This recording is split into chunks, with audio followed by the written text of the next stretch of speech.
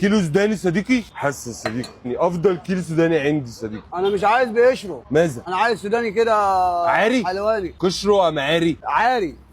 حسن ايه يا عم اللي انت بتعمله ده؟ انت ما انت الاب. هتعمله ببقك؟ ماذا؟ لا تأتي علي. هل ترى هذه المكسرات؟ لقد تكسرت أكثر منها. انا عايز كيلو سوداني حسنا وما تعملوش ببقك حسنا عشان انا خلاص اتعصبت منك. حسنا. بص لي كده ليه يا عم؟ أنت جديد في المكسرات. لوز سألوزه لك. لا بس ما تلوزوش قوي. وهذا الفستق فصدقته. صدقته انت عرفتني وزهقتني معاك. صديقي لماذا تراني خطأ؟ حاسس ان انت جاي من كوكب تاني، جاي من آل الزمن ولا جاي منين بالظبط؟ لو قفلت معايا والله هتزعل مني. ستفصدقني؟ انا مش هفصدقك، انا هقول لصاحب المكان وبعد كده نتصرف مع بعض. إذا كنت صعيدي فأنا صعيدي أيضا. سعيدي ايه يا عم؟ ما تخلص معانا. ثم نلب ماشي. ماذا صديقي؟ هذا الكسل. يا عم ده واقف من بدري عمال مش عارف ماله. هل سأكله لك؟ انا عايزين صاحب المكان. لماذا تتراني خطأ أنت؟ كلمنا كده ليه؟ كلمنا كده ليه؟ أنا أتحدث هكذا.